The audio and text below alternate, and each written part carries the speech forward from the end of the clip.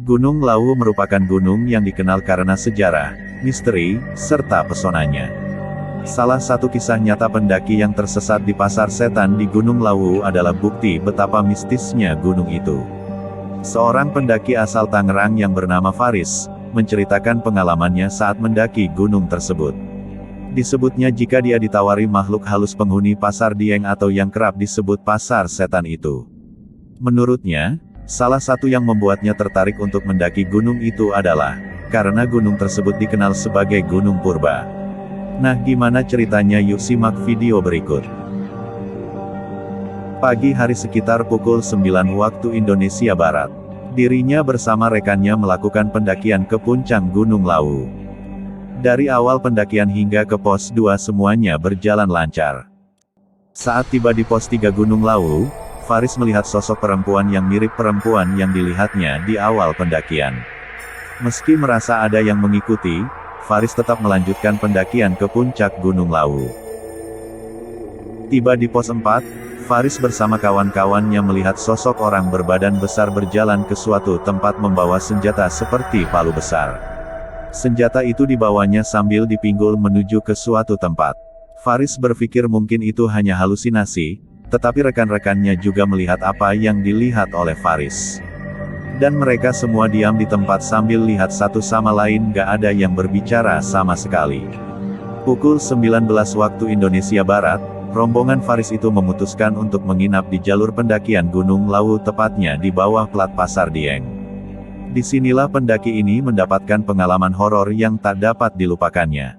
Di mana setengah sepertiga malam, awalnya dirinya bersama rekannya mendengar suara alunan musik Jawa. Suaranya enak didengar tapi bisa merusak spirit, di mana makhluk gaib ini mulai beraktivitas sekitar jam 11 malam hingga jam 3 pagi, ujarnya Faris. Faris memberitahukan temannya jika ia ingin membuang air kecil. Saat membuka tenda dirinya dikejutkan dengan situasi yang awalnya malam berubah 180 derajat menjadi terang. Nah, itu di luar logika saya, yang seharusnya malam ya tetap malam tapi ini siang tiba-tiba, ujarnya. Tak hanya mengalami kejadian aneh itu saja. Saat itu Faris juga melihat ke depan sekitar 10 meter dari lokasi dirinya. Faris ini melihat pasar yang ramai seperti pasar tradisional umumnya. Melihat hal yang aneh tersebut, Faris ini bergegas untuk kembali ke tenda. Namun saat dirinya berbalik, tenda yang awalnya ada kini hilang dari pandangan matanya. Saat itu Faris sendiri di lokasi tersebut, akhirnya ditanya salah satu makhluk halus berwujud mbok-mbok. "Kenapa kamu ada di sini? Ini bukan dunia kamu, bagaimana kamu bisa ke sini?" ceritanya. Saat di pasar makhluk halus ini, Faris ini dikejutkan dengan barang dagangan yang dijual makhluk halus yang berada di sana. Di dunia gaib ini, Faris juga melihat sosok yang lebih menyeramkan lagi. Di mana ia melihat sosok memiliki gigi taring yang keluar, serta telinga besar dan bertubuh besar, dan melotot melihat dia.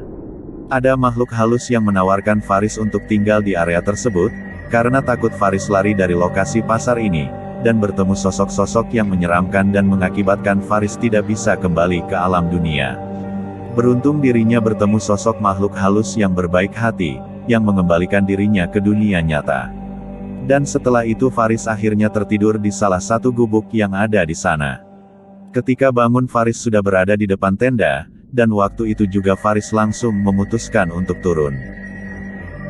Ketika perjalanan turun Faris dan teman-temannya, merasa ada yang mengikuti, bahkan salah satu temannya melihat bahwa ada sok yang mengawasi di balik pohon.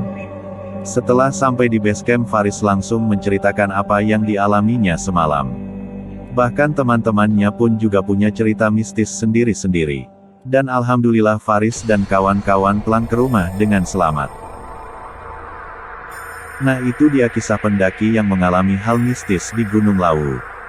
Untuk kalian yang ingin mendaki ke Gunung Lawu atau ke gunung lainnya, sebaiknya kalian patuhi larangan atau pantang yang ada di lokasi tersebut, dan yang penting jangan lupa untuk berdoa ketika memulai kegiatan di alam bebas. Sekian video dari saya, jangan lupa saksikan video-video menarik berikutnya di channel Namedia.